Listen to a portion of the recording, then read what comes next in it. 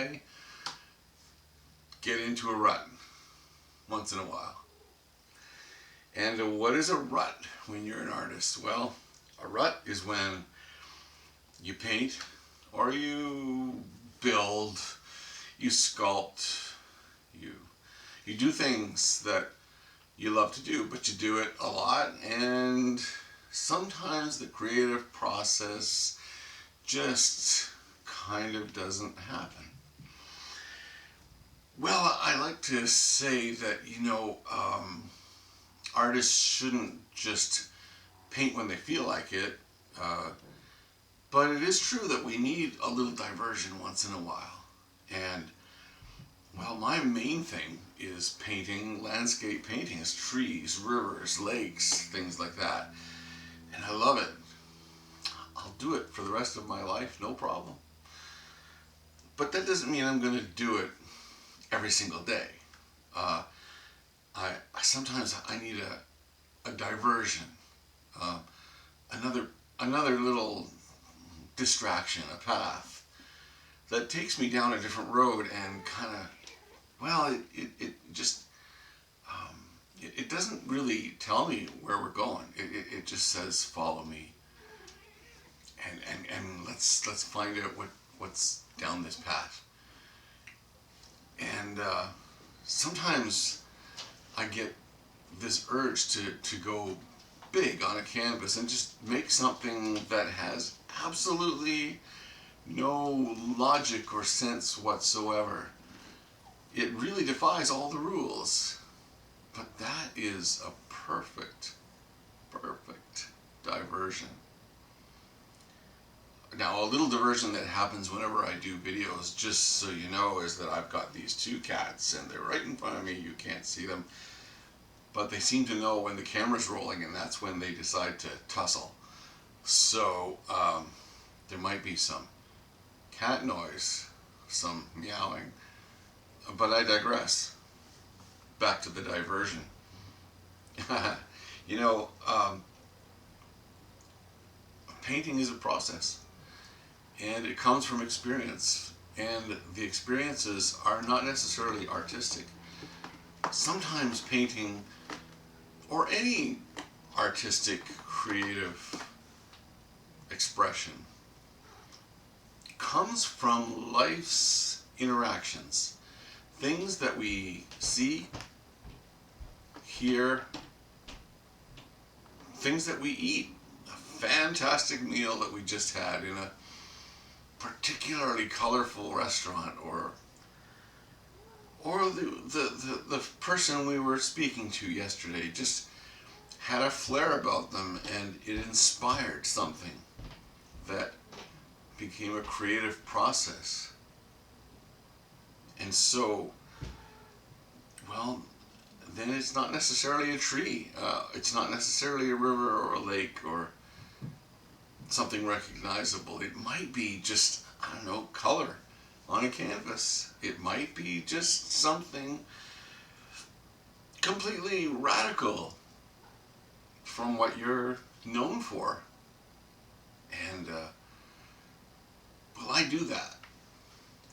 I like to call them my little excursions, my little side trips.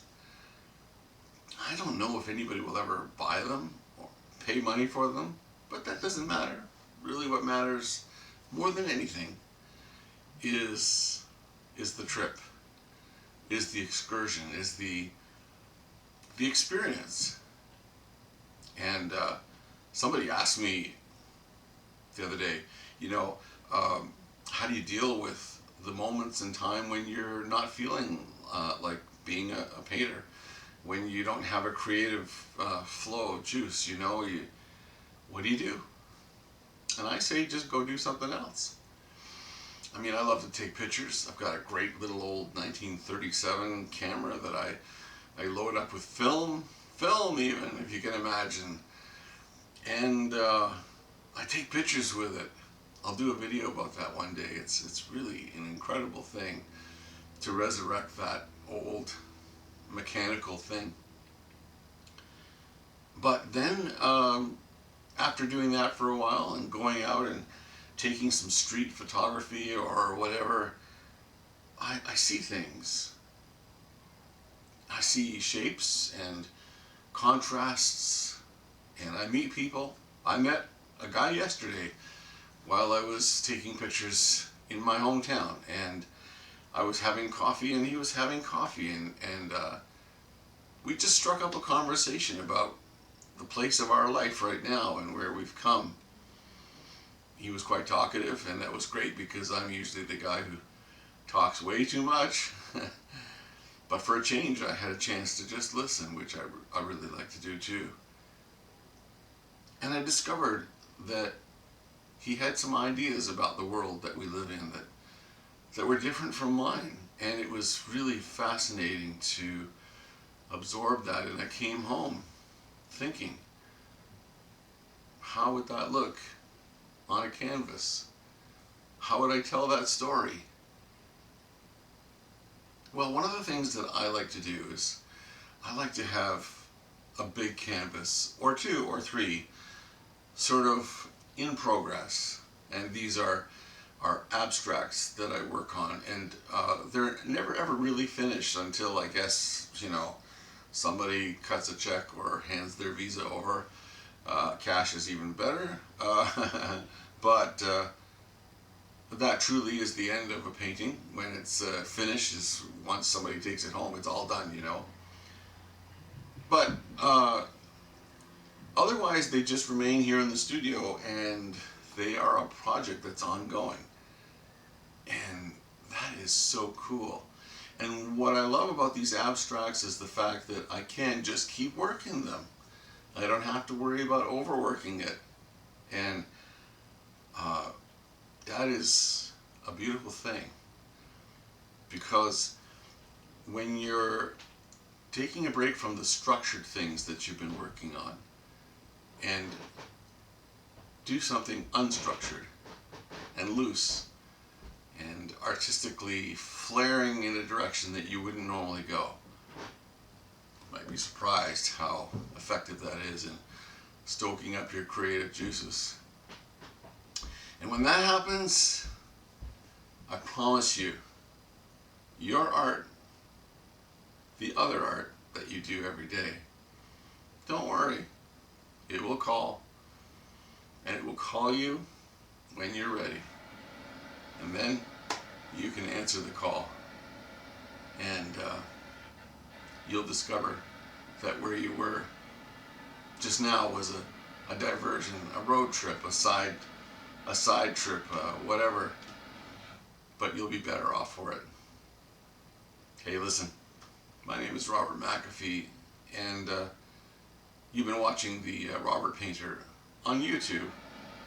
And you could help me a little bit if you just be sure to like and subscribe, because that way the YouTube gods will know that you are here. And they'll show it to other people as well. The more people that subscribe and like, YouTube takes that as their cue to show it to more people. Because if one person liked it, maybe 10 more will like it too. So do that for me, will you? And in the comments, I'd love to hear you tell me about your little side trips, your little things that you do to break free and to rejuvenate your creative process. In the meantime, thanks for watching. We'll catch you next time, right here in my studio or outside somewhere on the Robert Painter on YouTube.